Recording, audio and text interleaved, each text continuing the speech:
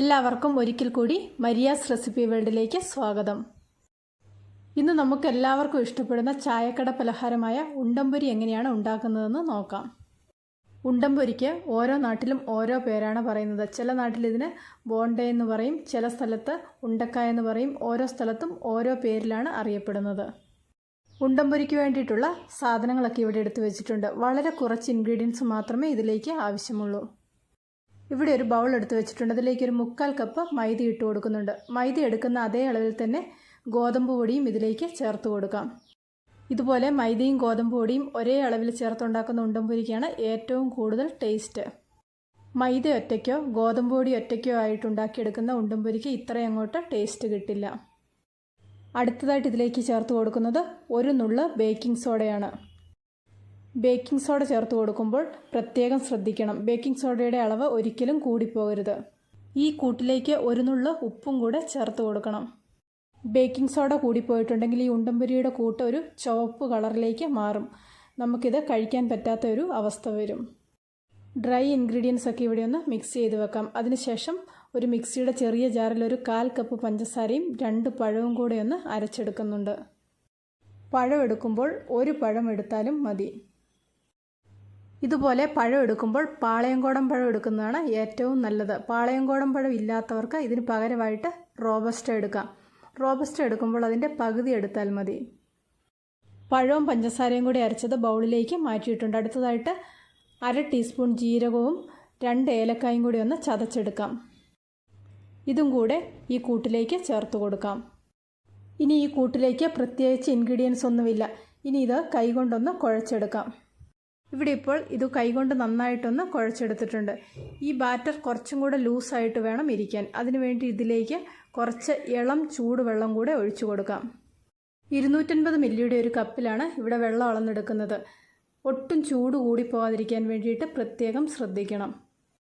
വെള്ളം ഇതുപോലെ ചേർത്ത് കൊടുക്കുമ്പോൾ ചൂട് കൂടിപ്പോയിട്ടുണ്ടെങ്കിൽ ഈ മാവൊക്കെ വെന്ത് വരും. അങ്ങനെയാകുമ്പോൾ ഉണ്ടംപൊരി ശരിയാകാതെ വരും. ഇതുപോലെ വെള്ളം കുറേശ്ശെയായിട്ട് ഒഴിച്ച് കൈകൊണ്ടൊന്ന് കുഴച്ചെടുക്കാം. കുറച്ച് തിക്കായിട്ടുള്ള ബാറ്ററായിട്ടാണ് ഇത് കുഴച്ചെടുക്കുന്നത്. ഈ വീഡിയോ ഒന്ന് ശ്രദ്ധിച്ചിട്ടുണ്ടെങ്കിൽ അതിൻ്റെ കറക്റ്റ് പാകം മനസ്സിലാകും. ഇവിടെ എടുത്ത 1 കപ്പ് വെള്ളത്തിൽ ഏകദേശം 1/4 കപ്പ് വെള്ളമാണ് ഇപ്പോൾ ഈ മാവിലേക്ക് ഒഴിച്ചു കൊടുത്തത്. ഇത് കണ്ടോ, ഈ ഒരു പാകത്തിൽ വേണം കുഴച്ചെടുക്കാൻ. ഇതിനി ഒരു 3 മണിക്കൂർ റെസ്റ്റ് ചെയ്യാൻ വേണ്ടിയിട്ട് വയ്ക്കണം. അത് കഴിഞ്ഞിട്ട് തിക്കാണെന്ന് തോന്നിയിട്ടുണ്ടെങ്കിൽ നമുക്കിതിലേക്ക് കുറച്ച് വെള്ളം ചേർത്ത് കൊടുക്കാം. ഈ ബാറ്റർ ഇവിടെ റെസ്റ്റ് ചെയ്യാൻ വേണ്ടിയിട്ട് അടച്ചു വെക്കുന്നുണ്ട്. ഇനി ഒരു 3 മണിക്കൂർ കഴിഞ്ഞത് തുറന്ന് നോക്കാം. ഇവിടെ ഇപ്പോൾ 3 മണിക്കൂർ കഴിഞ്ഞിട്ടുണ്ട്. ഇതിനി കൈകൊണ്ട് ഒന്നും കൂടി ഒന്ന് നന്നായിട്ട് കുഴച്ചെടുക്കാം. ഇതിലേക്കിനി വെള്ളമൊന്നും ചേർത്ത് കൊടുക്കേണ്ട ആവശ്യമില്ല. നല്ല കറക്റ്റായിട്ടുള്ള പാകത്തിലാണ് ഈ ബാറ്റർ ഇരിക്കുന്നത്. ഈ ബാറ്റർ ഇനി കുറേശ്ശെയായിട്ട് കയ്യിലെടുത്ത് ചൂടായ എണ്ണയിലിട്ട് നമുക്ക് ഉണ്ടംപൊരി ഉണ്ടാക്കിയെടുക്കാം. ഈ സമയത്ത് ഉണ്ടംപൊരിക്ക് വേണ്ടിയിട്ടുള്ള എണ്ണ ചൂടാകാൻ വേണ്ടിയിട്ട് വെച്ചിട്ടുണ്ട്. എണ്ണ ചൂടായെന്നറിയാൻ വേണ്ടിയിട്ട് കുറച്ച് മാവ് ഇതുപോലെ ഇട്ട് കൊടുക്കാം. മാവ് പെട്ടെന്ന് മുകളിലേക്ക് പൊങ്ങി വന്നെങ്കിൽ ഈ എണ്ണ ചൂടായെന്ന് മനസ്സിലാക്കാം. കൈ ഇതുപോലെ വെള്ളത്തിലൊന്ന് മുക്കിയതിന് ശേഷം വേണം മാവ് കോരിയെടുക്കാൻ. അതിനുശേഷം മാവ് കുറേശ്ശെയായിട്ട് ഇതുപോലെ ചൂടായ എണ്ണയിലേക്ക് ഇട്ട് കൊടുക്കാം. ഇതുപോലെ കൈകൊണ്ട് വെറുതെ കുറേശ്ശെയായിട്ട് ഇട്ട് കൊടുത്താൽ മതി. ഓട്ടോമാറ്റിക്കായിട്ടിത് ബോൾ ഷേപ്പിലേക്ക് മാറി വരും. ഇതുപോലെ മാവ് ഇട്ട് കൊടുക്കുമ്പോൾ ഓരോ പ്രാവശ്യവും ഇട്ട് കൊടുക്കുന്ന മാവിൻ്റെ അളവ് ഒരേപോലെ ആയിരിക്കാൻ വേണ്ടിയിട്ട് പ്രത്യേകം ശ്രദ്ധിക്കണം. ഒരേ വലുപ്പമാണെങ്കിൽ മാത്രമേ എല്ലാം ഒരേ സമയത്ത് ഒരേപോലെ കുക്കായിട്ട് കിട്ടുകയുള്ളൂ. ഇതുപോലെ ഓരോന്നായിട്ട് ഇട്ട് കൊടുക്കാം. ഇതുപോലെ ഉണ്ടംപൊരി ഉണ്ടാക്കുമ്പോൾ ഈ എണ്ണയിൽ നന്നായിട്ട് ഉണ്ടംപൊരി മുങ്ങിക്കിടക്കാൻ വേണ്ടി പ്രത്യേകം ശ്രദ്ധിക്കണം. അതിനനുസരിച്ചുള്ള വലുപ്പത്തിൽ വേണം ഇത് ഉണ്ടാക്കിയെടുക്കാൻ. ഇടയ്ക്കൊന്ന് ഇതുപോലെ തിരിച്ചും മറിച്ചും ഇട്ട് കൊടുക്കാം. ഒരു ബ്രൗൺ കളർ ആകുന്നത് വരെ ഇതുപോലെ ചെയ്തെടുക്കണം.